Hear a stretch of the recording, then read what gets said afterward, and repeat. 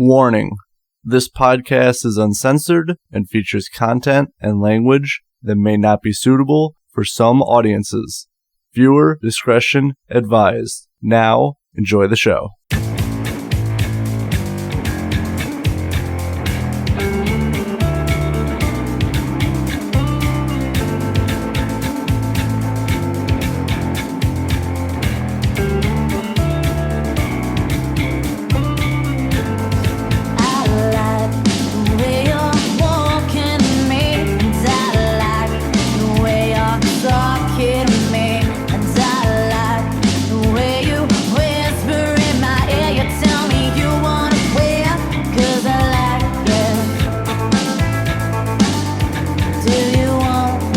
Hello everyone, I am Matthew Thomas. You are watching Super Cool Radio. My guest this time is a guitarist and vocalist for Australian rock band Hit and Mizz. Please welcome Mizzie Maxx. YOLO. Thank you so much for hanging out with me, second ever Australian guest here on Super Cool Radio, so thank you so much. Wait, who was the first? Cassidy Paris, if you're familiar with her. No. What? Do you know where they were from? I believe Melbourne. Okay, yeah. No, we're up in Brisbane, but yeah. I'm with you, yeah. But first for this season. So first Australian for the season. Oh, good. Well, thank you so much for hanging out with me. Huge time difference right now. It's morning for me and late evening for you. But thank you so much. That's so good. No troubles. It's 12 o'clock on a Saturday night. Oh, sorry. That's right. A great time to party. Yeah, boy. I'm going to kick this interview off. I think it's a fun question. So if you had to pick one album everyone should listen to in their lifetime, what would it be? No, I actually did decide on sort of. I went through a couple when I was thinking about it, but I was going to go with Queen, only because it was very different from when it was released at the time, and they obviously picked something completely different to what it was, and also Freddie Mercury is a tit, so like they obviously played something very different. But I think everyone should hear this album, like absolutely, like everyone knows the guy was obviously gay or whatever, but like you sing a song about fat bottom girls, like what? It's it's all there. It's totally all there. And if you haven't already seen the movie, you should probably go and see it. It'll explain everything I'm trying to talk about. And yeah, totally, Queen, all the way. Yeah, I haven't seen the movie yet either, but I've heard it's really well done. It's so good. It's so good. No, you gotta see it. No doubt, without a doubt. The guy that acted as don't know his name, but dude, nailed it. Absolutely nailed it. And it'll give you a whole new perspective on Queen. Like, it's just great. Actually, it's really good. Yeah, I saw the side-by-side comparisons they did for like the movie scenes versus the actual scenes, and they look almost identical too. It's so beautiful. It's totally cool. Like, even his story himself is really cool. But it's actually, the weird thing about all of that is, like, when you watch, you got the Elton John one that also recently came out, like not long after. Similar stories, but obviously Elton John took over and did his thing, was very creative and artistic with what he did. But very similar. Like, it seems like once you get to that point, you get, like, famous or whatever, and then you just sort of get really depressed. Like these guys, like even though the whole world loved them at the same time, they both went through that thing where they wanted to die. They just become complete alcoholics and then wanted to kill themselves. I don't know what that's all about, but hopefully we'll find out. No. Well, maybe not exactly like that though. But yeah, it's kind of interesting. Like with like Kurt Cobain and Nirvana, like the fame and stuff. It definitely kind of messes with your head sometimes, especially if you get very famous very fast. Yeah, no, it's a thing, I suppose. You get sort of God syndrome, and then God syndrome turns into devil syndrome. Maybe that's something like that. Maybe?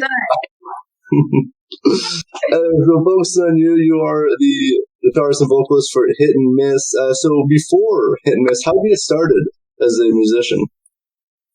Terribly. No, the weird thing is, like, once I started doing, because I've only just started sort of getting myself out there a little more, getting the band out there a little more, because we're not big or anything like that, obviously. But in answering questions, I've learned to just tell the absolute truth. So once I started answering fakely, I was like, this sounds really gay.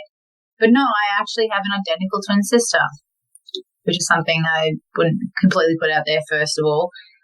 But me and her, we used to do music together. It was like more like country, and we used to go do shows and everything like that. So I started with her, basically, and then we fell apart. We weren't like other identical twins where everything's like go and go. We fell apart.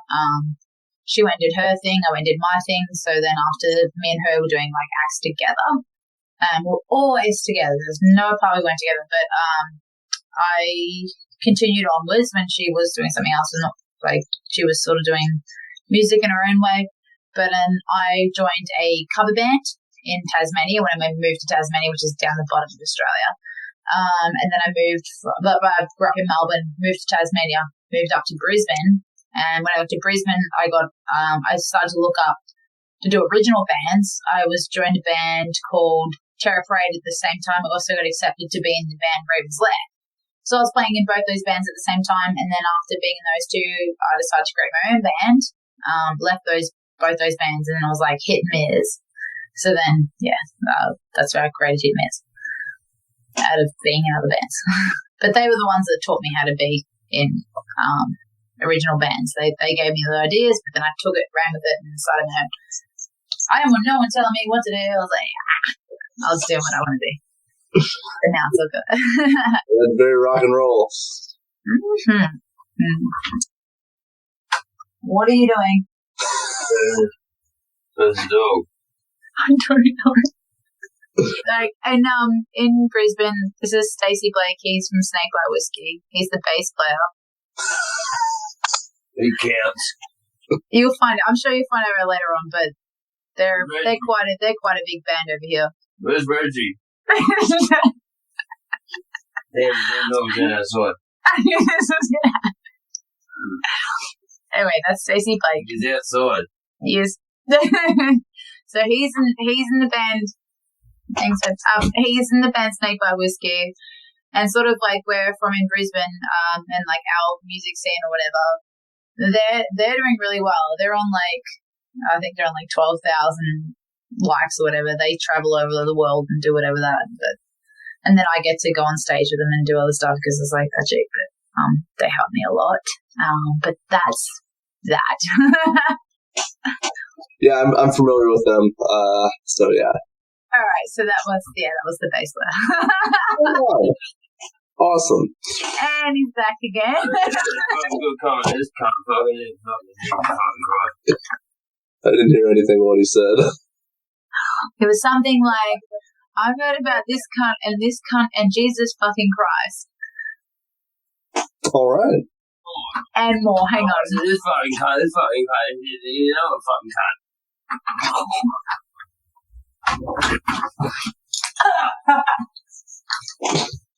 That was kind of unnecessary. Might as well just have this a recurring gag in this one. Babe, get up! Where's my dog?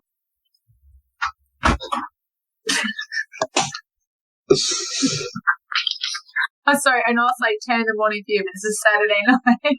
No, I know. I just started my Saturday, so. Sorry, anyway. Back to what we were saying. Yes, so what's the music scene like in Australia and Brisbane? There we go. Yeah. And Melbourne. Australia. So basically what we've got our main areas are Sydney and Brisbane and Melbourne, and sometimes Adelaide and New Zealand, technically, if you want to go over there, but those ones are the ones where the main scenes are. Like where we've got the biggest cities and whatever. So just like other bands in the area. For the ones that we play with? Yeah. Well, we mostly play with each other. we Snake by Whisky. Obviously, the main ones from what I've seen, that are doing quite well in our area. There's Smoking Masa. They're Brisbane.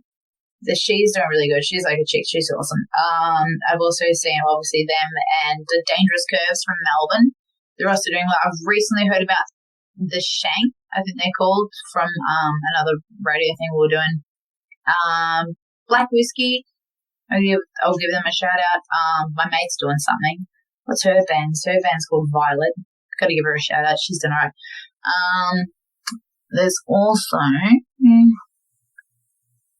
I should know more, but no, I got you. But they're the ones that I usually play with. I totally can't think of it right now, but there are actually quite a few that are doing. Those are the ones that I know that are like sort of in and around that are doing quite well at the moment. And so, how's Australia doing with like concerts and coming out of the pandemic? We keep screwing up. Not really badly, but like we just went into lockdown again. We'll go for like weeks or months without anything, and then all of a sudden we're wearing masks again. Right now, again, we're wearing masks for like 2 weeks. Melbourne's doing terrible. Like they're the ones that are screwing it up, bringing the stuff up through Sydney. Sydney's doing not so great either. They're the ones that are doing the worst of the worst.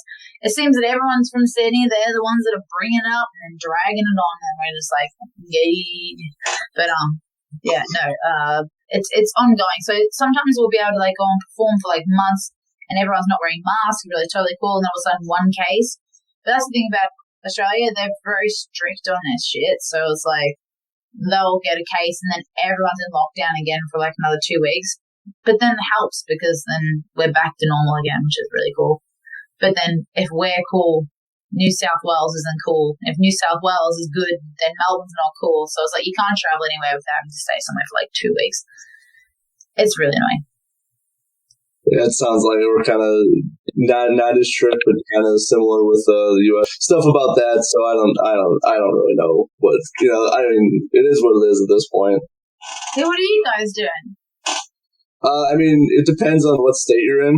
Because like some states are like super strict, and then like the state I'm in is like pretty much fully open. So it really just you can travel like 20 minutes and be in a different state under different restrictions. So it's kind of weird.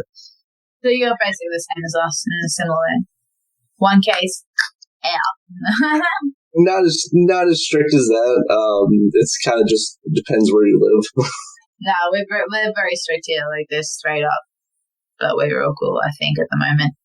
But then for my work the other day, some guy had to get tested, and they're like, we're going to be closed for 2 weeks if he gets it. I'm still waiting to hear whether he did or didn't, because he was in close contact with like this first person that got it. So, well. Not that I'm going to complain about having 2 weeks off. Yeah, I mean, I wouldn't mind. It's all good. That's right. All right, so recently, I think it was last year, Hit and Miss released the Action EP. So how was it writing and recording the EP? Terrible. No, it took ages. It took ages. I think it was it dragged on for about 9 months because we actually had it straight up, but then we changed so many members in between of doing it, and then and that sucked. And then the guy that we were recording with was always busy, or my band members couldn't make it, and then we're trying to get this done, but yeah, no, it was something. Which is good, but we already picked the songs we wanted to do, which is great. So that everything all like that was organized, but it was the being there on the time, having to do things with bands is just that, and make sure everyone can be there at the same time, and that was already hell. So, but finally we got it done, and then once we got it done, that was sick because then I could just get it printed, get it done, send it out, and rah. But no, it took forever. It did take forever because we've been together for 2 years, but that one, I think we're on nearly 3 years now. That's why it's 3 years and we're finally doing the album. But the album at the moment is going to be, because of the amount of members being changed, it's going to be very different to the EP that we've released, which I'm now sharing. the guys wanted to go and the album's going to have like the same songs on like 2 or 3 of the same songs from the EP on the album, completely different. And I'm like, oh, okay, we're doing this, I guess. But yeah, so that's going to be a thing later on. We'll hear about that. But still good. Yeah, no, it's all good. Okay.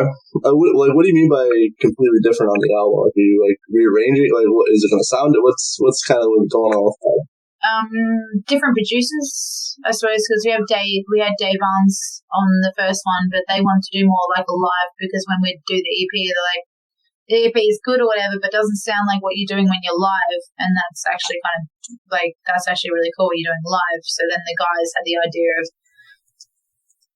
well, see, I'm like really kind of be careful like what I say when I want to say stuff, because I'm going to like be bitched at, but okay, no, I got you. Right. No, I got you.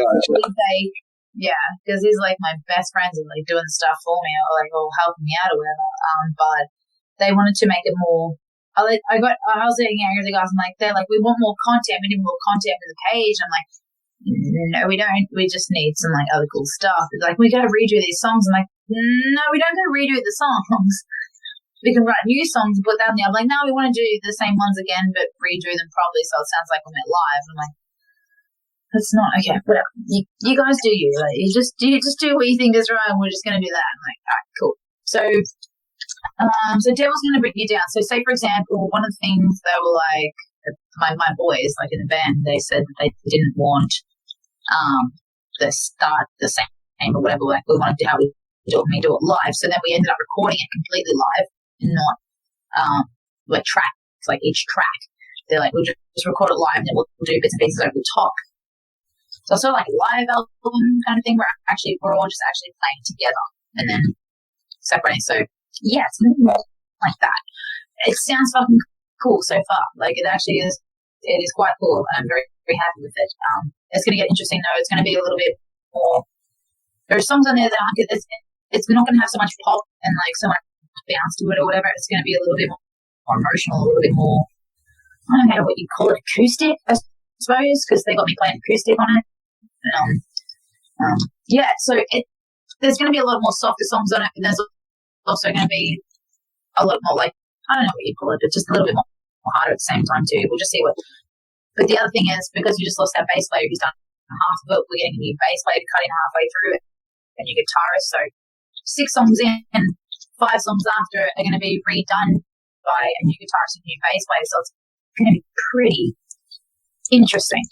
Like, new influences are going to change this. So I'm excited and nervous about what's going to happen with this. Like, the sound's going to change, and I think both of the guys that we're looking at, like that we have at the moment, our new guitarist, the extra guitarist, so I'm not playing as much anymore, and then our new bass player, they're very much moved to more heavy alternative music. So yeah, I don't know. We'll just have to wait and see what happens. But either way, I'm sure it'll be fine. It definitely sounds like you're in an interesting time in the band where obviously you got some different you move a lot of moving parts coming together and stuff like that. So it's going to be interesting. I'm looking forward to seeing how your sound progresses, as you said, with different influencers and players and all that. What is the writing process for Hit and Miss? How do you build a song? Usually, like, sometimes the main go is that I usually write. There's 2 things I usually do is I usually go to GarageBand on sort of like my iPad or my iPhone. I really play around with that, and then I write something from that, and then we use that. Or I take something in with like I play guitar, so like a bit of acoustic stuff, and I'll just play something really gay ass country and whatnot. And then like my natural style would be like country a bit, and then when I take it to them, they fill it all up and make it cool, so then I can yell louder, because I'm not going to go yelling in my room and I'm like just playing like, oh, this is so pretty, and then they do the rest basically. After I take it from then, I'll just like write the bass, and then they like the bass, but like the bass of the song, BASE, and then bring it to them, and then they fill it all in. And then otherwise, if they don't miss like a rehearsal or something, then I'll come back and like, what the hell was that? That was so cool. And then they'll play it for me, and then I'll just write lyrics over the top of it. pretty much is how we do it. And then when we get in those like weird serious moods where, I don't know, we just start playing something and like, this is just work and we're just going to flow. We record it, and then if it works, it works. And if it doesn't, it doesn't. So that's how we usually ride. Yeah. That's pretty cool. Right on. Yeah, definitely. Sorry. Yeah, definitely very cool. Hottest egg ever. Alrighty. So for anyone who hasn't checked out Hit and Miss, what can they expect from like the music, the action EP, and also if they see you live? The EP is very different to live. That's the first thing I'm definitely going to say. I don't know, that's a hard one. We definitely put in a lot of effort when we're live. Like, definitely, it is definitely better to come see us live than just listen to the EP. It's quite different, but there's so there's so much energy, there's so much difference. So like, you just be able to see the crazies and how different everybody is. So like, I'd just love to everyone to meet the boys' personalities and how everyone actually is before you start judging. Like, not judging like in a bad way, but it's like when you listen to the EP, it's like, oh yeah, like rock chick, right? Like totally. In between songs, like when you come and see me, I am terrible, like embarrassingly terrible. I get the most nervous. It's like totally like it's live, and then I'll like scream at like yeah, like wow, and like do all that crazy like sex action, and then in between songs, I get really shy. I get totally shy. And I'm not very strong, and just like, okay, and then we were talking about and then dinosaurs. I don't know. I'm really bad, and I get really shy because it's like I'm just giving off all this power. Like when I can sing the songs, I know what I'm singing, I know what I'm doing, I know what I'm playing, or whatever. And then people will just yell at stuff or say something like, oh, you know, do this, and I'm just like, I don't know what I'm doing. And I get a lot of shit. Like, it's not about the music or anything. Like, the most shit about that I get the most crap about, especially my friends, my boys, like, they banter, not my boys, but the other guys that I know, they're always bantering at me. We like to play. And I'm just like, you are so bad at between song conversation. I'm like, yep, great. And then what was that thing you were doing? You were just like, I'm like, yeah, I don't know. I don't know what that was.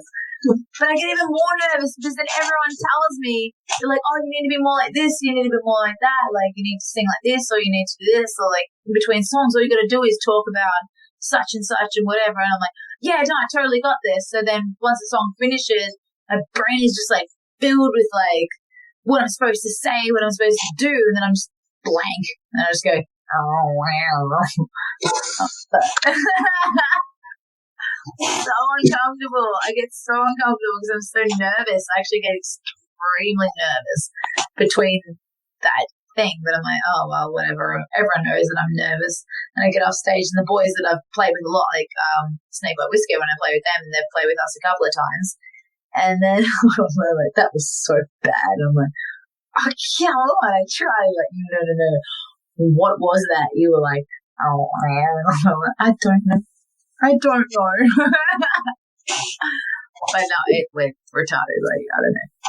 And then boys just look at me. I'm like, I don't know. Can you guys please say something? Like, you've got a mic there. Like, can you like come and take it up?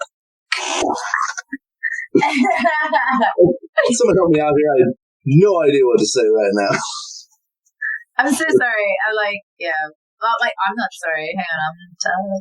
No, I'm just talking about the lie, which I at least it makes a good podcast story for not knowing what to say in between songs. It's okay. I'll get used to it. I'm gonna get used to it. like honestly, like what do you say? Like really? It's good to be here. I mean, that's about it. Like, what do you do? Like, because I want to kind of like, I want to be good at what I say, and all I'm thinking is kind of like, you have to interact, like you have to kind of be a part of them, and you want them to be a part of you. And then I'm just like, I don't know what to say.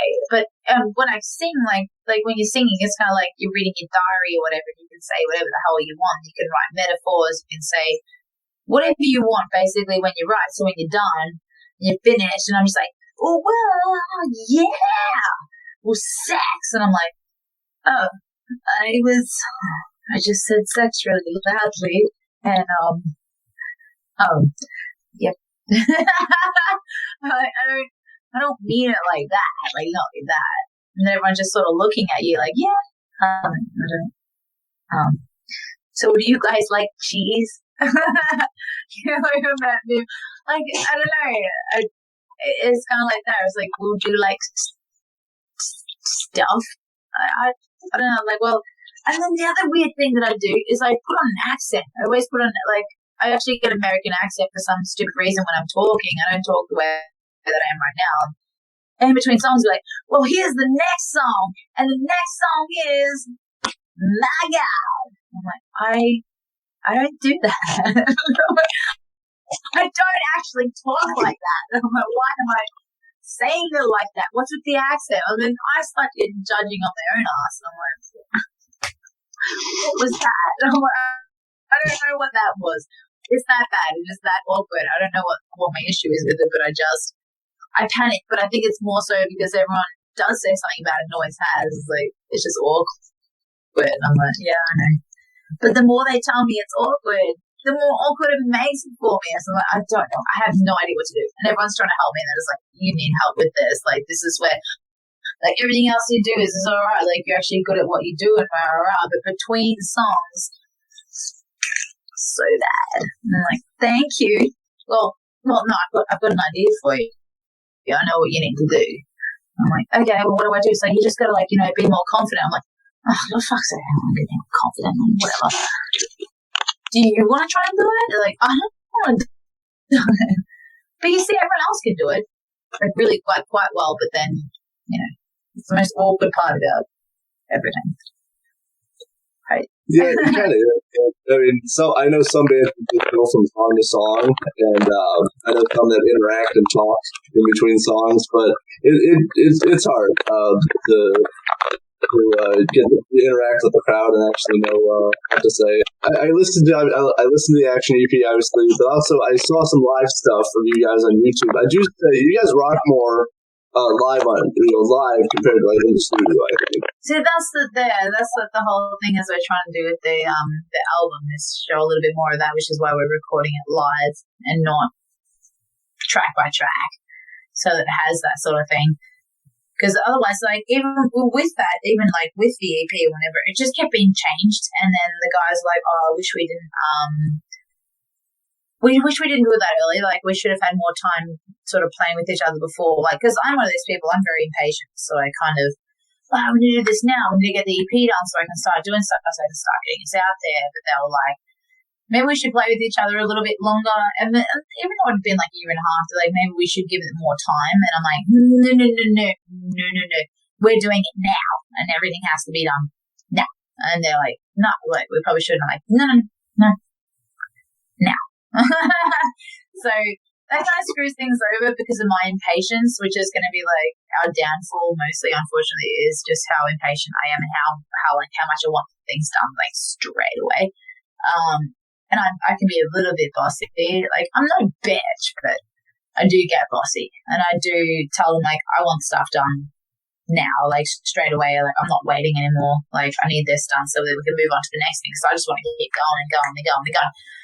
And that's what makes them kind of like, well, that's all cool, but now that's what makes them want to redo the same songs again so we can show more of that. And I'm like, no, we'll just write more. Like, it's totally fine. I've got, like, plenty of songs. We'll just write more songs and then we'll just record those. But then if I keep writing more songs, they don't get used to, like, playing them, and then we record them and they're like, that doesn't sound like what we did live, because especially because, like I said, like, changing the members or whatever, it's just not going to be the same. But that's the hard part is, like, with changing the members and whatnot, and everyone who's changing it changes because of, like, it does start, like, the more you get into and playing, the more you get out there, you more need to do stuff, the more money it costs. So that's how you keep losing members, by the cost and whatever. They can't afford to go to places. They can't afford to go overseas. They've got family. They've got kids. Like, they can't do it. So then you have to find members that can do all of these things. Like, be able to pay for themselves and go to this. And that's really hard. Like, you'd think people just jump on board straight away. It's like, no, people aren't actually that keen. Like, they don't want to. Or they can't. Like, they don't really have the choice. So it's sometimes like with the music scene or whatever, it's either like it is a life commitment, basically. You choose to do it, like, and that's just it. Like I don't plan on getting married and having kids like that because I'm going to stick doing this. All my money goes into just doing this, and there won't be any other way. I don't plan on being in any other way. So it's hard to find members that are that committed, where I'm like, I see like here, and they're just like, no, but we just want to play in the Brisbane circuit. I'm like, well, that's cool, but I'm seeing here. So it does make things really hard because why members keep dropping out, and like that's why we have to keep changing it as I keep putting the band forward, keep getting this out there further, and I want to do all these things, and whether they want to or not, it's either you stay or you don't. But I'm going to keep going. So I'm sorry, that question kind of turned into a weird, depressive tangent. All good. I mean, it is. I mean, you brought up a lot of good points, especially about like people's responsibilities and things of that nature. Because like it is a full commitment to be in a band, to tour, make music. It's all big commitments, and people have to assess that if they can do that in their life or not. But yeah, no, that's exactly it. And also people also get the other issue is that people get really shy or nervous or scared, like especially musicians, because they're like creative people. They do get what I've noticed is a lot of the mental issues that people also have. They come up a lot, and I've seen with my friends' band, with other bands, is that they're just nuts because they're artistic, they're creative, they're like this, but then their mental health issues are just like, it's crazy how like it's not just like they'll go to their job every day, like Monday to Friday, they have their job, but once it comes to music, they're just gone, totally gone, and you can't help, you can't do anything. Like, you just hope they're going to be there. But the other thing is we're all very quite accepting, in the same way we all respect each other. We're all very accepting of each other's issues, but it does get pretty damn annoying. But you just do, because we're also extremely kind people. Like, everyone in this industry is just, most of us, I haven't met a bad soul since I started being in this industry, or not when you go into like pop and rock, and like not pop, so rock, awesome, pop, new. That's not so great. That's where you get into like labels, and they're assholes. But rock music, everyone is really fucking kind. Like, they're the kindest people. And they do respect each other very much, so they'll put up with hell back. Like, they just will, because they love their members. Everyone loves their members, and it'll take a lot to be able to kick someone out or whatever. But yeah, it's a hard road, dude. It's a hard road to deal with what you got to deal with, and especially if you're creative or whatever. God damn it, people screw you around a lot, but you just love them. Like, you just too kind. You're very accepting, and it just is what it is. I don't know. I can't be mean. Like, I can't be mean. There's people I want to be mean at for what they've done, but I just can't. I respect it. Yeah.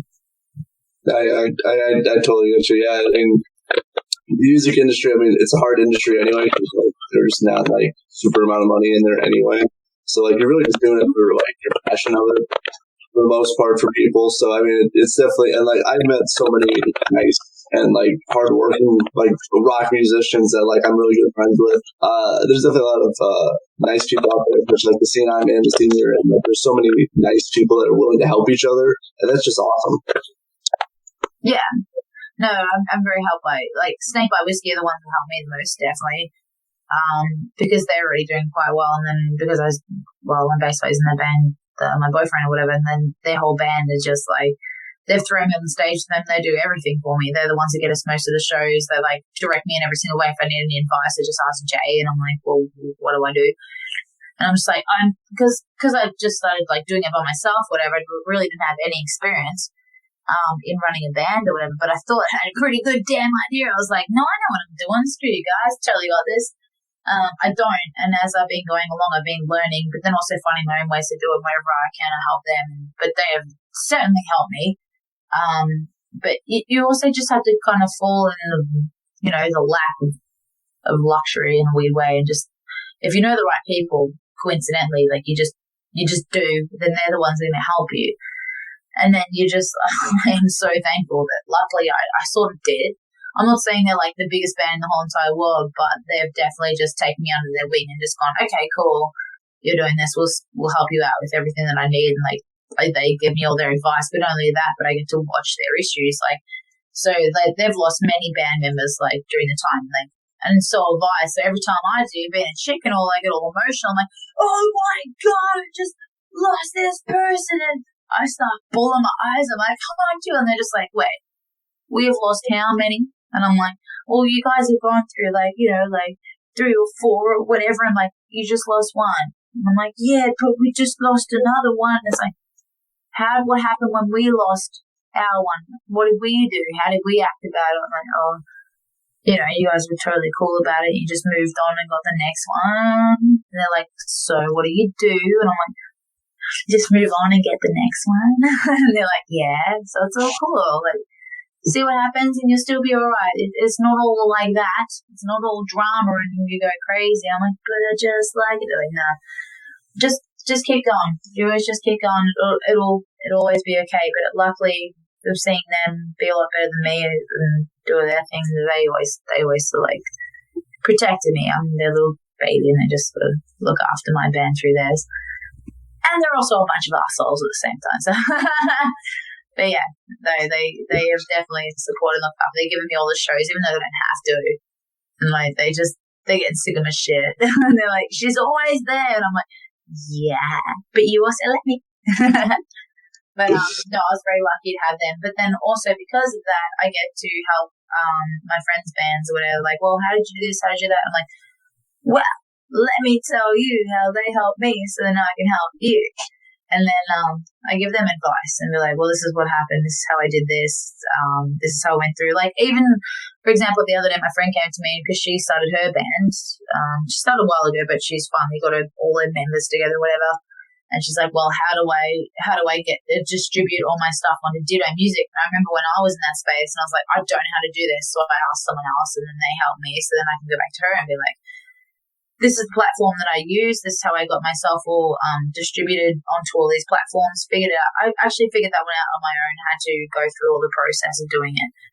Then went and told her, I'm like, well, here's the deal with this one is that it does take 15 days to distribute.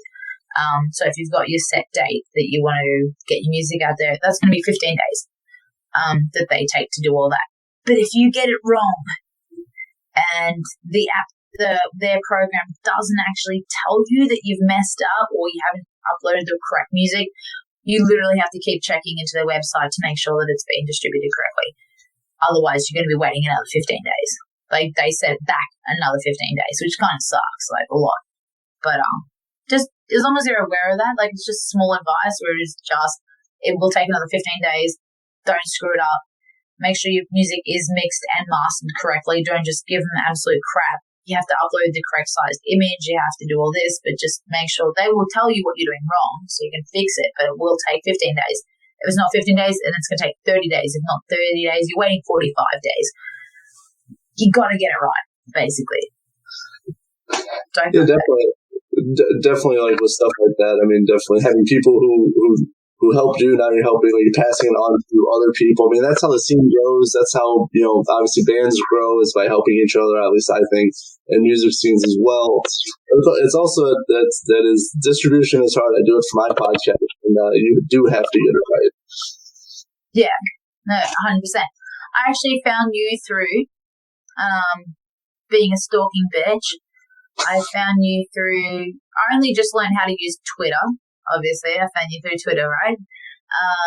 So I've only just got us on Twitter, and Twitter is actually sick. Like, Twitter rules. There's things on there that you can't find on Facebook, Instagram, and all that stuff. So I've literally taken that and run with it. But I've also watched, which I'm thinking, I don't think they know, Wild Street, right? You just did an interview with Eric Jake of Wild Street. Yeah. So I saw that, and this is why I am getting sort of more and more interviews, more and more registration, their band, without them even knowing, are helping me. Because whoever their manager is, I think it might just be him himself, but whoever's doing that on Twitter, I'm literally following their Twitter posts and being like, okay, so they got in contact with this person, like, stalked. So I follow what they're doing because they're doing amazing. So I follow what they're doing. I'm like, okay, so what's this place? I go on to like every little tag they have in every little person. I'm just like, or just go there. I'm like, well, how can I get in touch with these people? Saw the interview we did with you. So I was like, I'm going to get in touch with you then. Totally right. Hey, I have no problem with people stalking me. Yeah. But then I can share you with everybody else. And then I'll be like, then I can get you interviews with other people that I know. And then you'll be able to help people. I'll be able to help people that are like Wall Street. I know they're helping people. It's coming up. I'm just like, look at them like, what are they doing next, boys? What do you got next? And I'm like, this shit. I'm like, yeah, done. I'm going to hit them up too. Such a bitch. But it is cool because then I get to talk to you because I was like, I thought that was really awesome. And now I can do it. Dude, you are literally after I started, this is only just Twitter. Everything else was really hard until I found Twitter. I found you and I found, someone else found me first through another band. Who was the first one? And I think, my management organised the first one. The first video interview. You're the second video interview I've ever done in my whole entire life. Awesome. It's cool. I'm so happy. I was like, it is so cool. And I really enjoy it. It's really cool. I'm kind of liking all like the interaction and stuff and being able to talk to the band. I like the attention. No. That's just what people say. It's like your attention. I'm like, okay. But no, I super enjoy it and I do appreciate what you've done. So thank you. Yeah, of course, for sure. Yeah, I mean, at Wall Street, they're awesome. Like, really good friends with them. They're really cool. And yeah, I mean, Twitter is cool. Like, I just started it. I think in March I started Twitter for my podcast, and I made like quite a few connections with like other podcasters and bands. So it's pretty cool. Plus, I can tag people. It is the coolest. Like, I don't know, like, because you can follow stuff, because like with Instagram and Facebook and all that, you only just get your friends and you can only follow your friends, but this one actually suggests, like you've talked to this person, but these people that do all the same similar things, so then you can go from that and then follow that. I'm not telling them the secret, but it's given, like from finding it, it's given my band the opportunity to actually be able to get on the radio in everywhere. So I bought, because I've just been a really annoying person. I'm just like, but also the other thing is, before I say that, you also got to be able to be that annoying person, because that's always really hard to be able to have to do that. But I bought this mat. What, this one? Right? Yep. And I'm going to laugh it off from everywhere, because you're in the UK, right? I'm in the United States. Even cooler! I mean, sorry, not even cooler. I was running with later Saxon, that's not the UK. But because of that, I get to mark wherever you are, on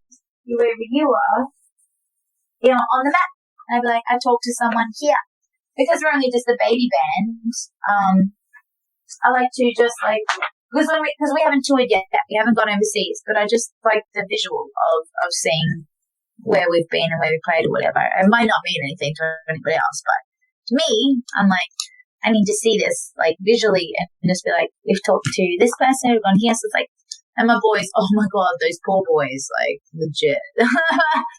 I'm just, because I'm so constant, their messages that they haven't replied to are like, and I'm like, oh guys, here, look at this. And like, I can imagine they're just sitting there just going, shut up. Seriously, just shut up. I'm like, no, I'm not done yet.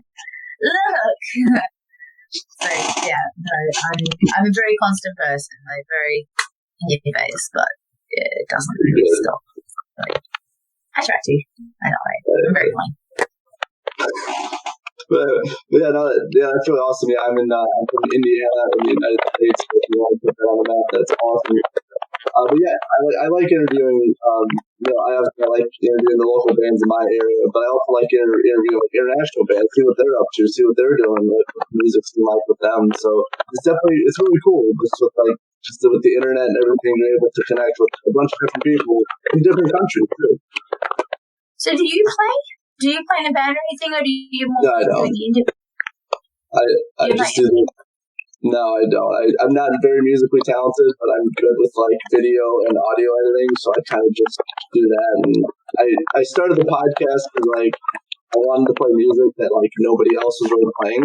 So I was I want to play different stuff. So that's how I kind of just started it. Well, would you be cool if I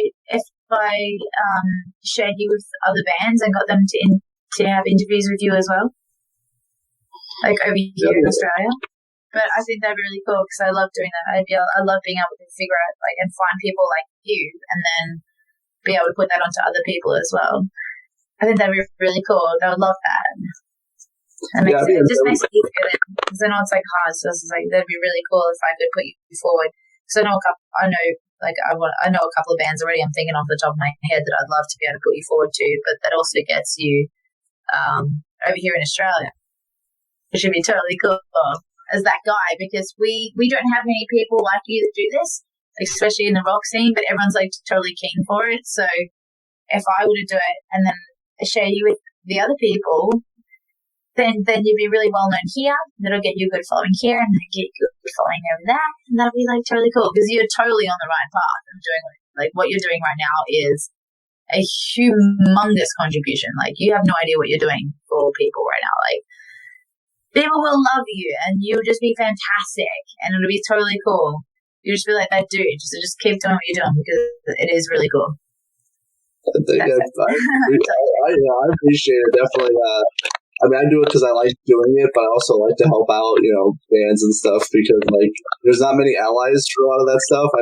Once you make it to a certain point, you get a radio and all that stuff, that's better. But starting out or just being independent, it's hard. There's not many people willing to either play your music, talk to you, that kind of stuff. Yeah, no, dude, you're fantastic. Because you've literally chosen something that people are also extremely afraid to do what you're doing.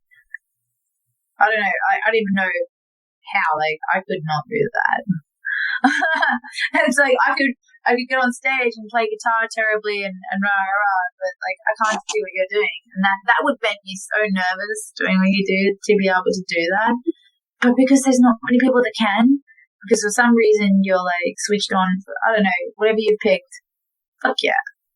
Definitely do what you're doing because you definitely hit the right road. Just you'll get more and more following, more and more. I'll share your shit. I'll totally share your shit, and I'll get other people onto it too. And you're going to be hit up. Yeah. If I do something, then other people are going to want to know what I'm doing, and then they'll like to do it too. But that'd be I got you for sure. And it's cool. I consider that there's a local music scene, but there's also a global music scene, and I just try to contribute to the local, global, wherever, anywhere there's good music that I'm trying to help out as much as I can. Even if it's bad.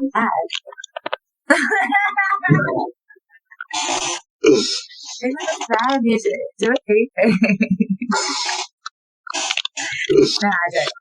Because you know how hard it was to find you? How hard it is to find people like you? It is very hard. And there aren't. But you have the confidence and you're cool to do it, so fuck yeah. Totally. I kind of want a little bit, but I feel number one, I get really shy. I'm just lucky that I'm extremely, but it is something that I would also like to do, and then seeing you do it, I'm oh, cool. I tried. I failed miserably. I love it.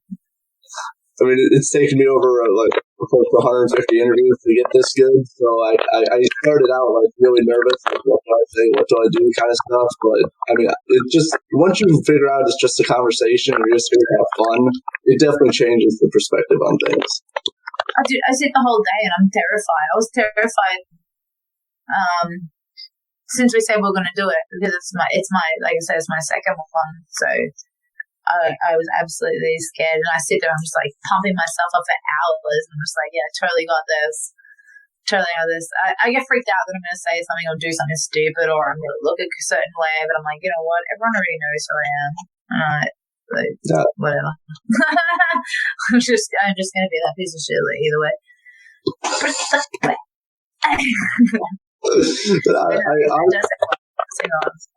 It's just about having fun. That's why I do it. It's really just to have fun. And if we talk about some great stuff, talk about have a great conversation, I mean, that's what I'm here for. And definitely promoting people's bands is what I've been trying to do lately. Especially if they have like new music, a show, or something. It's just about trying to help them out as much as, you know, they're helping me out, kind of thing. So it's just having fun is pretty much once I figure that out, it's been all smooth sailing since then. Nah, totally cool. Absolutely totally cool. But yeah, no, I'm very happy with it. So thank you for spending time with me. Of course. I got a couple of things to wrap up this interview with. First, so about 6 months ago, you guys released the music video for Want Me. How were you filming it? First of all, we got the guy to do it, or whatever. There was a big, huge thing about, there was a whole idea that I wanted that was completely different to what actually happened. I want the film clip to be very different, but with film clips, and usually with the person that thinks about what they want it to actually be, and it doesn't turn out the same way. So it was never supposed to be that it turned out that it looked like the guy was dead, or that I'd killed him, but that turned out to be just the thing on the day. Also, I don't think they're going to watch this, hopefully not, but the person, like my guitarist who wasn't in the band, one of the other guitarists, that I kind of got rid of, not really, like, he didn't leave, but I wasn't, like, it just wasn't working sort of thing. He got this guy to be in the film clip last minute, which was great of him, but I didn't particularly like that guy that I had to interact with and sort of, like, be with. It was supposed to be, like, really cute, like, really sexy or whatever, but I was not going to go there. I was like, I can't, and no. There's reasons why I'm always being very careful with what I say before I say anything, but no is basically I say no. So then the whole film clip changed around on the day to the idea that I wanted it to be and what I wanted to, but yeah, just no. But the rest was alright. The boys had a really good time. We all had a lot of fun. I got extremely screwed over by mosquitoes, and then I'm usually like always covered in dirt for some reason. And this time when I was doing this film clip, my manager at the time, she was like, oh, you're all clean. I'm like, yeah, I'm totally clean right now. I totally hesitate. I'm all clean and fresh, showered, whatever. I'm ready to go for my film clip. And then I got all dressed or whatever, and then I went, I really need to pee. And so she had to pull over the car at this country place where we did it. And I'm like, I'm just going to go pee. So I went into a squat in the bush, and these two dogs that had come out of sewage water because it was near the sewage plant. I don't know where they came from, but they came and just jumped all over me and like licked my face, put turd up all over and down my whole body. And she's laughing so hard. She's trying to get her phone out to film it. And I've got my shorts around my ankles or whatever, and I'm trying to like waddle along, and I'm like, oh my god, trying to get away, and like my shorts just covered head to toe in like shit, and I'm just covered in mud. And like I try to go over there, and my pants are like down at my ankles, and I'm trying to run away from these dogs that are like jumping on me, and so we get to the film clip, and they're like, what happened to her? And I'm like, well, this is what happened. And we're all just covered in dirt again. And they're like, you always look dirty, we'll just use that. You couldn't really see the film clip, but I was just covered in crap and smelling shit.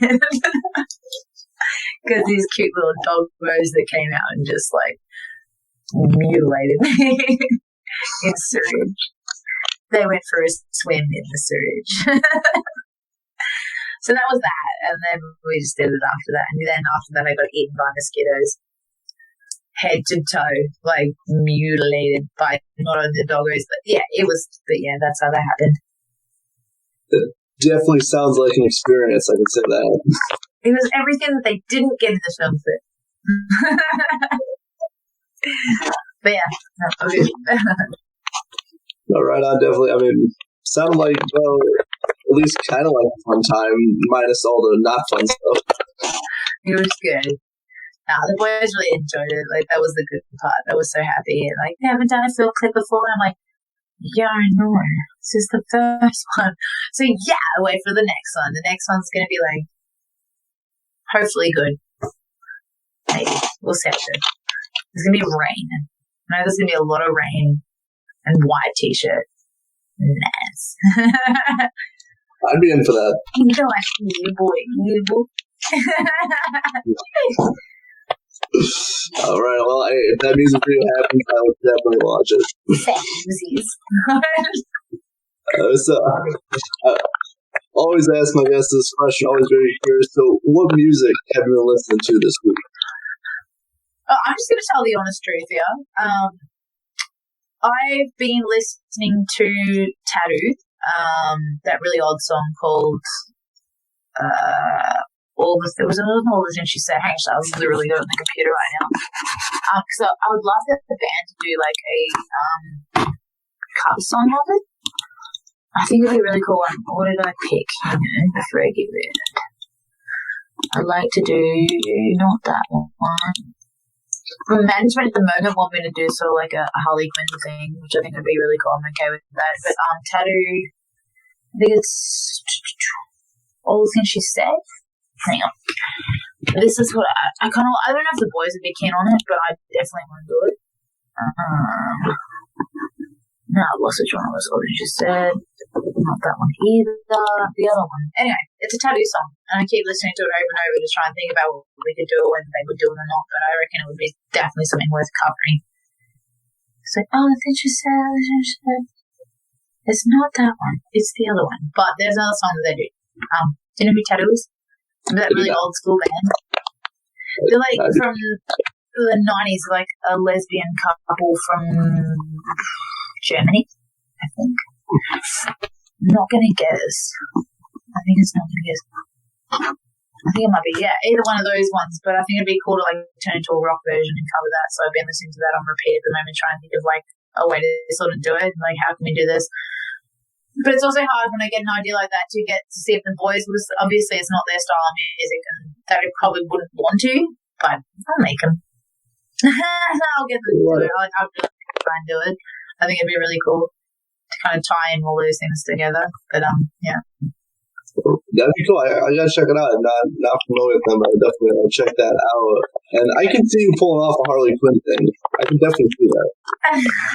Just a little bit. I actually found out through people saying that I was like Harley Quinn from the way that I dressed or whatever. I didn't know who it was, and they're like, "It's Suicide Squad," and like I don't know what that is. And then like you gotta watch it. I'm like, yeah, I'll get to that like later on.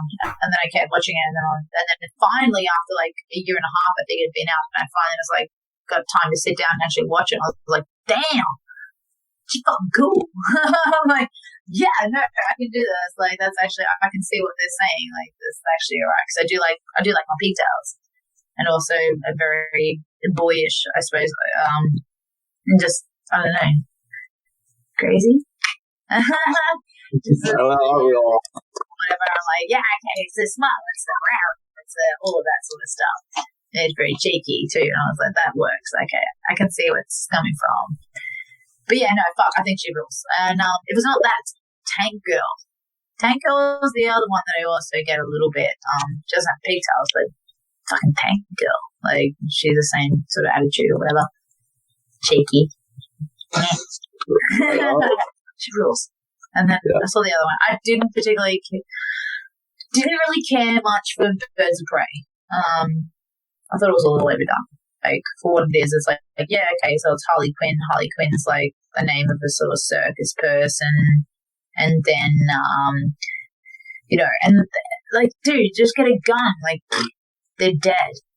But then all of a sudden she gets away with kind of like maneuvering around these people, and then it became like a girl power sort of thing. It's like, oh, chicks rule, girl power, woman leads. I was like, if any of these guys were able to A, aim, or B, had a gun, you'd all be dead. Like, there isn't all this, like, you can just get a baseball bat and, like, just, we'll just get through this and girls like, if they were real people, it was real life, they'd literally just get out a gun and just go, you're dead. You're not going to get away with all these little flippity flip-floos and whatnot. Like, you're getting shot on the head. Like, you're dead. Like, you can't have time to look all sexy and do your backflip. It's like halfway through your backflip, dead. It's like, it doesn't. It ain't working like that, mate. And then it's like, and you live in a house that looks like a circus tent. What? Like, there's little things like that. I'm like, I know it's a movie, I know it's a joke, but like, Jesus Christ, they definitely overplayed that Harley Quinn thing.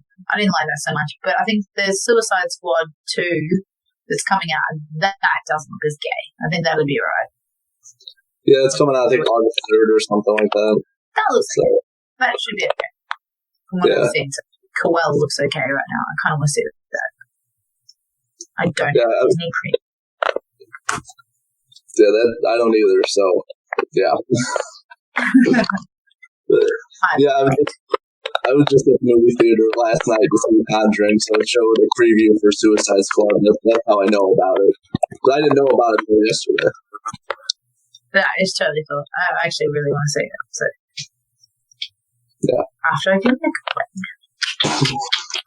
Yeah, definitely was good. Thank you so much for hanging out with me here on Super Cool Radio. Had a great time. Do got one more thing before I let you go. What are the future plans for Hit and Miss to close out 2021? Get members that want to stay in the band. All right. That's the first goal. That's the first one. But no, we do have our management team at Black Brews Management, Entertainment, or whatever it is, Black Brews Entertainment. They're organising our tour for the rest of Australia, and then next year we're going to go overseas, see what they can do for us over there.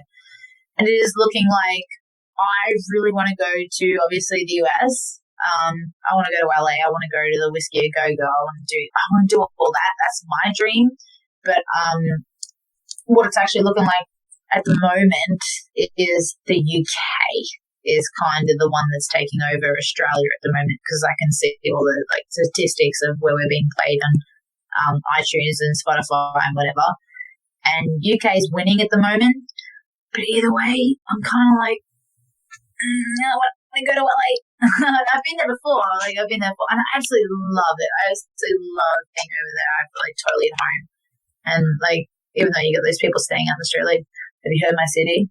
Have you got this? And it's like, oh no, I haven't. Like, that'll be $5. That'll be $10 if you get that. Like, but what? And it's like, yeah, no, you just what? And I always thought of like when I did go to Hollywood, and you know, you go to those characters on the streets from over here. I was like, oh, they're just like cool ass people, and they're already sort of paid for. It's like part of the job, just down the front. And no. They had these Power Ranger guys or something like that. Like, I don't know what they were, like all Star Troopers from Star Wars. So they were stormtroopers. Yep. And I was like, they're like, you grab me, you come take a photo. I was like, but I'm supposed to ask if I want a photo with you. Like, that'll be $5, thanks. It's like, what? Like $5 for a photo. And I saw them hanging out at the back, and they like take off their outfits, and there was these bums. Like nothing wrong with that being a bum, but there were people who's like, you know, they smelled terrible, and they had like missing teeth and like no hair, and that's what's under these stormtroopers. And like, yeah, give us $5 for that one. I was like, oh. And then I ran into he. I think he forced himself on me. I met Zorro, and Zorro seemed to take a very good liking to me. And he's like, do you want your photo with me? And I'm like, not really, no. And then he like grabbed me, and he's like, yeah, you do, darling, yeah, you do, mate. And he starts like licking me up my face and like rubbing into me and stuff, and I was like, yeah, but yeah, I'm not gonna want my photo with Zorro ever again. At least I got to go home to Australia and be like, oh, guess what? I got sexually assaulted by Zorro. Nice. And I'm like, not what I expected at all. I was so not ready for that.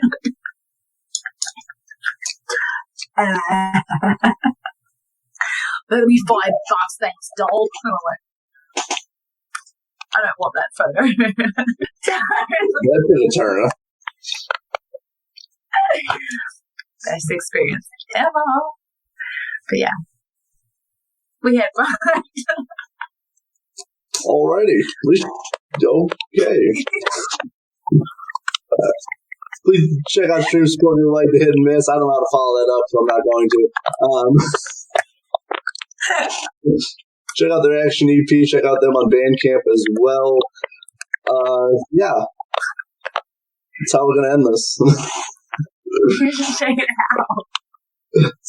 Yeah, give them a listen. If you want to see the music video for 1 minute, it's on YouTube. So yeah. Or not. I'm being told not, so never mind. It's not on YouTube.